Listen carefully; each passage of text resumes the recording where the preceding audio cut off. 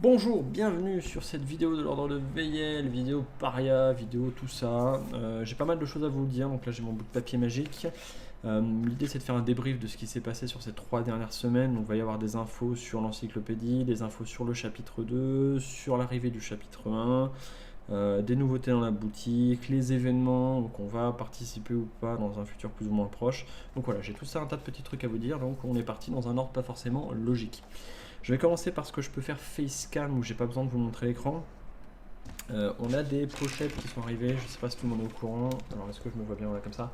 Des pochettes en plexi qui sont arrivées, donc on découpe à la maison, qui vous permettent d'imprimer vos persos du chapitre 1, de l'encyclopédie pardon, et donc de jouer avec des persos bonus, donc ça vous permet de mettre vos emplacements de jetons, vos dés, vos machins. Ça c'est disponible sur la boutique et ça pousse votre nombre de personnages à autant que ce qu'il y a sur l'encyclopédie, c'est-à-dire actuellement, on est à 97, donc 97 plus les 20 des balais que vous aurez dans le chapitre 2, vous serez à 120, 130 personnages. Voilà, donc ça coûte pas grand chose et c'est dispo sur la boutique de Paria. Deuxièmement, les événements, on s'était inscrit au PEL, mais il a été annulé, donc Paris est ludique. En fait, on a essayé de s'inscrire plus ou moins aux événements en extérieur. On ne fait pas les événements en intérieur, on n'essaye même pas. Si ça ne tient pas en extérieur, ça ne tiendra pas en intérieur. On s'est inscrit au partenaire. Il y a des chances qu'on n'y aille pas parce qu'on a reçu le protocole et que ça ne nous plaît pas. Alors, c'est pas que les mecs qui sont pas de bonne volonté, c'est juste qu'ils nous demandent de changer le jeu entre chaque partie sur chaque table. Et pour ceux qui connaissent ODV, bah, vous savez que c'est compliqué, hein. On ne peut pas enlever, ressortir des nouveaux jeux à chaque fois. Et si on a 3-4 tables qui tournent, ça fait 4 tables, 4 jeux toutes les heures, 4 x 8, 32. Ça fait 32 jeux par jour assortis, 9. Et on va pas désosser l'équivalent de 32 euros x 60 euros de boîte de jeu pour participer à un salon, on sera jamais rentable. Donc voilà, tant que le protocole sanitaire il est celui-là, pour nous c'est pas possible. Donc après, s'il faut désinfecter les chaises, mettre du gel sur les mains des gens, porter les masques, ça ne pose pas de problème.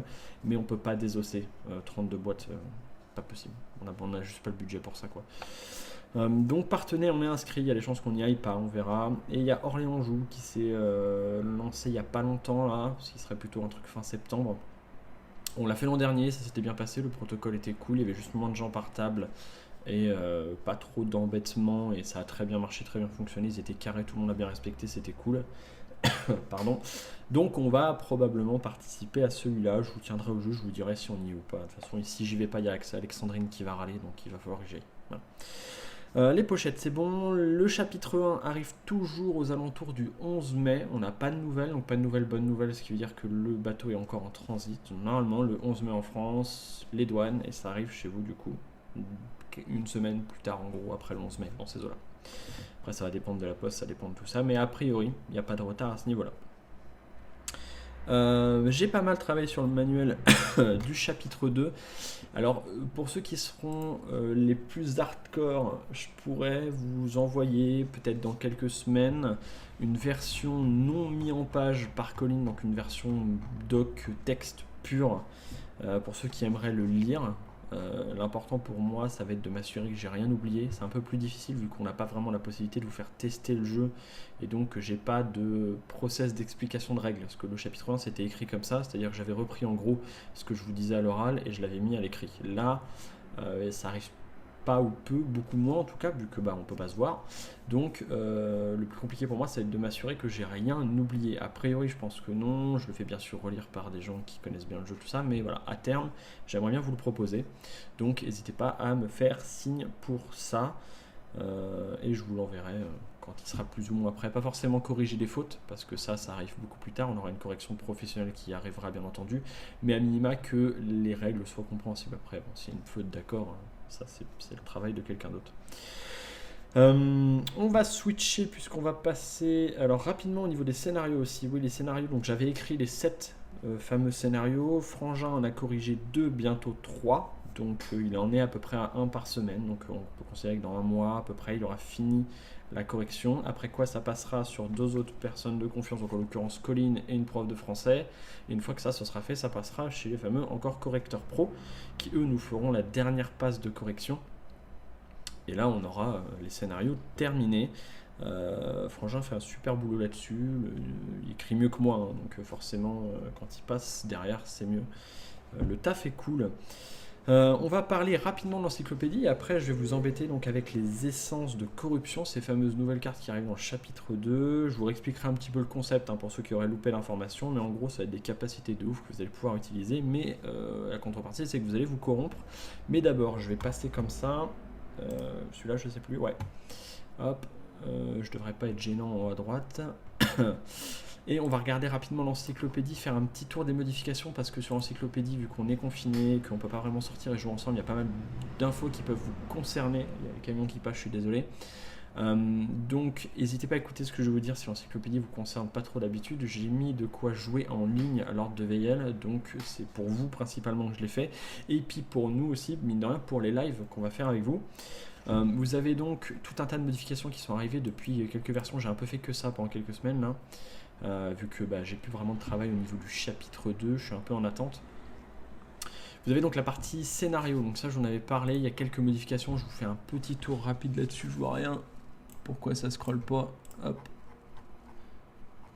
Est-ce que j'ai un... c'est parce que je suis déjà en bas, voilà pourquoi ça scrolle pas. Les scénarios, donc il y a pas mal de petites modifs qui sont arrivées, notamment vous avez les champs de bataille qui sont arrivés maintenant. Si je prends un truc que j'ai mis, un champ de bataille, c'est là que ça se passe. En fait j'ai le micro devant, je sais pas, je le décale. Voilà, c'est mieux. Voilà, donc il y a les champs de bataille qui sont arrivés maintenant, sur lesquels vous pouvez faire clic droit maintenant et ajouter les jetons. Donc maintenant que si vous écrivez au scénario, si vous avez envie de le faire, vous pouvez maintenant faire clic droit et ajouter les monstres, les boss, les héros, ce que vous voulez. Et autres, il y a 2-3 autres jetons de plus qui arrivent. Bien sûr, on vous fera probablement à terme des coffres et des choses comme ça.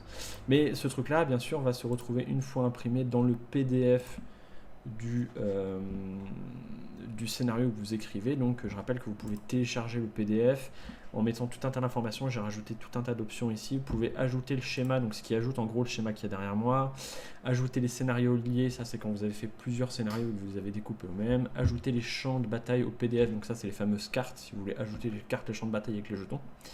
Et ne pas brouiller les tableaux, donc ça c'est quand en gros les embranchements, je sais pas pourquoi j'ai mis les tableaux, c'est en gros quand vous voulez pas que tout ça se brouille et donc que ça soit lisible en fait dans l'ordre dans lequel vous avez écrit, et du coup ça vous permet plutôt de faire de la correction, ça, plus que de le fournir à quelqu'un qui voudrait le lire.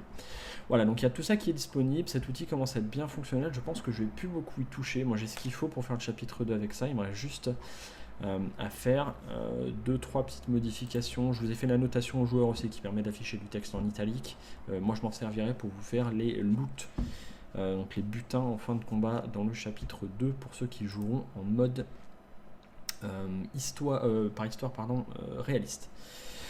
D'ailleurs, il y avait cette question-là rapidement qui traînait sur le groupe Les Recrues de l'Ordre de Veillel, qui considérait, donc qui posait la question, qui disait est-ce que vous voulez du mode réaliste ou du mode histoire, donc sous-entendu est-ce que vous voulez de l'immersion ou plutôt de la rapidité de jeu, de la facilité de mise en place, tout ça, et vous avez été assez nombreux finalement à voter. Alors c'était quand même relativement proche des 50-50, mais il y avait plus en immersion, quitte à perdre un petit peu en rythme de jeu. Ce que je peux comprendre.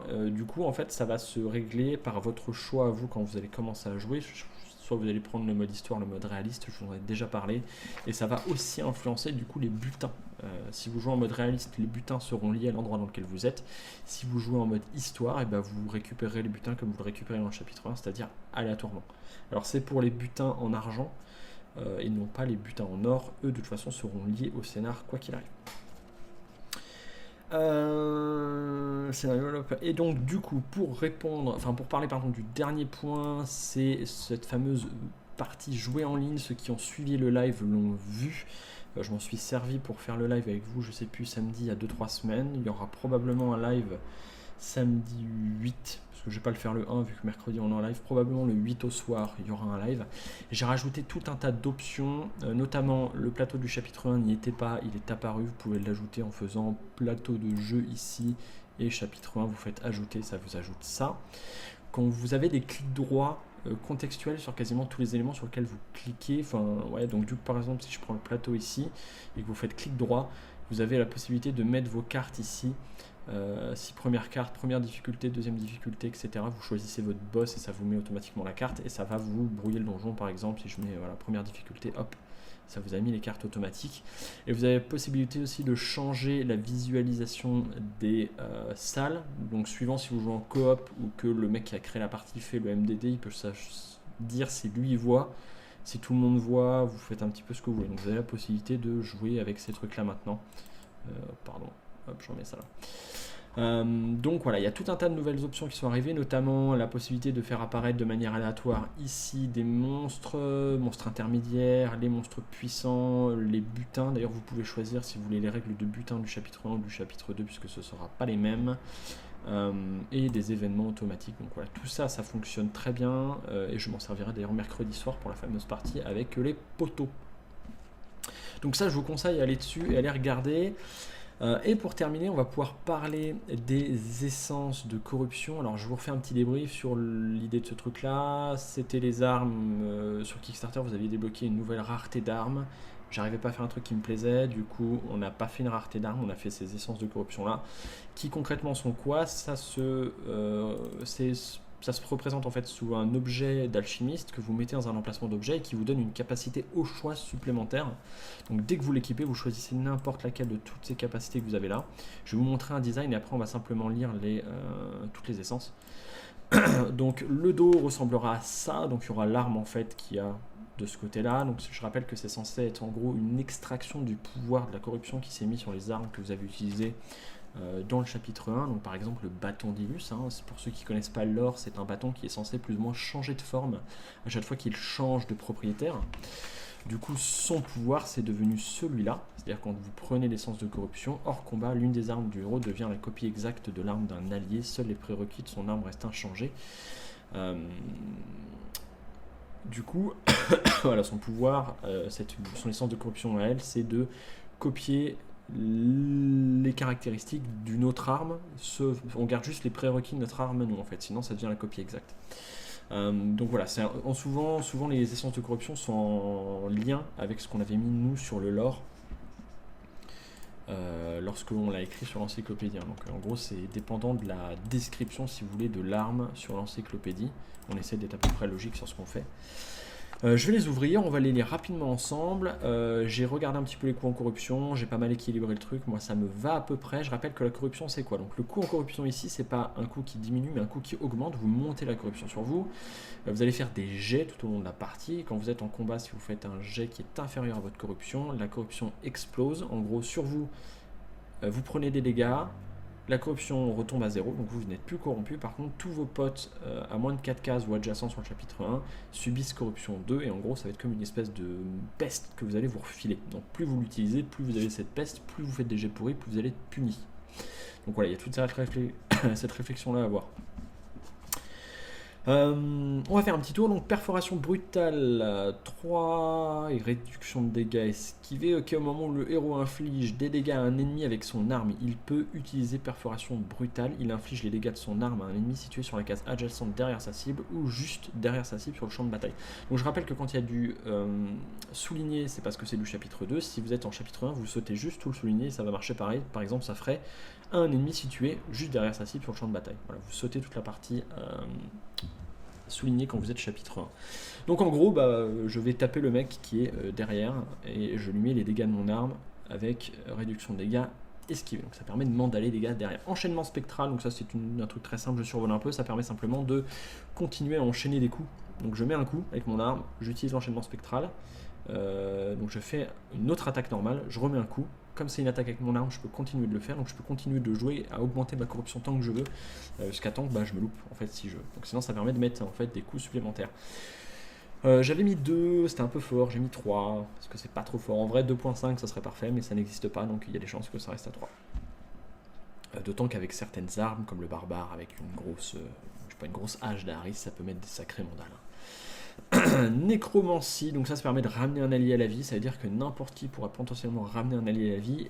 La problématique c'est que vous subissez corruption 5, et l'allié lui quand il revient il subit corruption 10, ce qui veut dire que il a une chance sur 2 de déclencher la corruption juste derrière.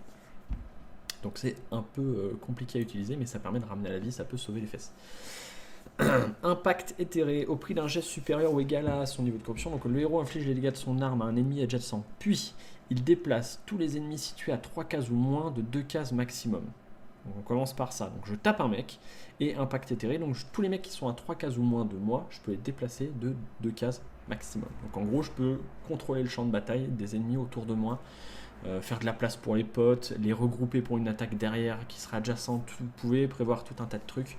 Ça coûte 4 de corruption, donc c'est pas si donné, mais par contre ça permet de faire tout un tas de trucs intéressants. Je sors d'une engine, je tousse un peu. Saisie surnaturelle. Donc là c'est un peu pareil, vous mettez une mandale à un mec et vous le rapprochez de vous devant, un petit peu comme le briseur de horde, même genre d'effet, vous le prenez, vous le ramenez jusqu'à vous. Ombre d'Illithilde, vous devenez invisible jusqu'au prochain tour. Vous pouvez vous déplacer à côté des ennemis sans aucun problème. Vous êtes invisible que pour vos ennemis, donc vos potes peuvent vous soigner. Par contre, comme ça prend vos tours, vous ne pouvez pas attaquer. Hein. Donc en gros, je suis dans une position un peu pourrave, je me rends invisible, je me déplace. Et en attendant, je peux gratter un petit peu de temps s'il y a besoin de gratter du temps. 6 fonds de corruption sans effectuer de jet, donc ça c'est en gros une capacité qui va permettre de récupérer la corruption d'un allié et la mettre sur soi, et ça donne un petit point d'endurance. Donc je récupère toute la corruption d'un mec, je la mets sur moi. Concrètement ça sert à quoi? On vient de ramener un pote à la vie, moi je récupère la corruption, je m'éloigne un peu, comme ça quand je vais la faire exploser, c'est sur le chapitre 2 principalement, je vais me mettre à plus de 4 cases de mes potes, comme ça quand ça va exploser, ça ne se propagera pas. Pourquoi pas? Ou alors moi j'ai un objet qui permet de la manger, par exemple la graine purificatrice qui permettra d'enlever la corruption. Donc je siphonne, je mange ma graine, la corruption est nettoyée et on repart sur une basse scène. Voilà, ça vous permet de contrôler la corruption. Sans perdre son tour, l'une des armes du héros devient une arme à distance jusqu'à la fin de son tour. Très simple, je paye 2, il n'y a pas de jet, il n'y a rien, juste mon arme devient à distance le temps d'un tour. Et c'est parti, donc ça permet de faire des bonnes blagues. Au prix d'un jet supérieur ou égal à 4, ou égal à son niveau de corruption, le héros se soigne de 4, donc ça c'est simplement un soin sur soi-même. Je les ai réécrits aussi pour que le texte soit un peu plus propre. Je sais que j'en avais lu quelques-unes, mais je les ai réécrits bien propres et je les ai rééquilibrés. Donc mutation contrôlée, on en a parlé tout à l'heure, c'est le changement, donc le changement d'effet d'arme. Et au moment où le héros inflige des dégâts à un ennemi au corps à corps, il peut utiliser enchevêtrement, donc je tape un mec. Je peux utiliser mon truc. Au prix d'un jet supérieur ou égal à son niveau de corruption, l'ennemi suivra le héros dans ses déplacements. Donc là, c'est je te mandale. Et après, tu viens avec moi. Donc ça permet d'extraire un mec de la masse, de l'éloigner, de se protéger. On peut s'en servir comme bouclier pendant qu'on recule. On peut faire des tas de trucs avec. Donc voilà pour les essences de corruption. Ce qui termine d'ailleurs nos cartes. Chapitre 2, on n'a plus de cartes à faire. Pour moi, elles sont relues, équilibrées, réglées, machinées. D'ailleurs, pour parler de ça, elles sont maintenant toutes, pas les essences de corruption, il y a juste ça à faire, elles sont sur l'encyclopédie, donc vous pouvez lire toutes les cartes, toutes les armes, tous les boucliers, toutes les capacités, ils sont sur l'encyclopédie. Donc ceux qui veulent se spoiler un peu, suffit d'aller là, vous cochez, hop, chapitre 2, et vous avez toutes les informations du chapitre 2 qui sont là, vous avez de la lecture à balle. Et puis c'est à peu près tout, et c'est déjà pas mal parce que ça fait 18 minutes que je parle, donc je ne vous embête pas plus. Ceux qui sont motivés, on se retrouve demain, donc le 28/04 à 20h. Je vous fais des gros poutous, prenez soin de vous, et puis je vous reparlerai probablement dans 1 ou 2 semaines pour refaire un débrief sur l'avancement de tout ça. Des bisous, amusez-vous bien et passez une excellente semaine.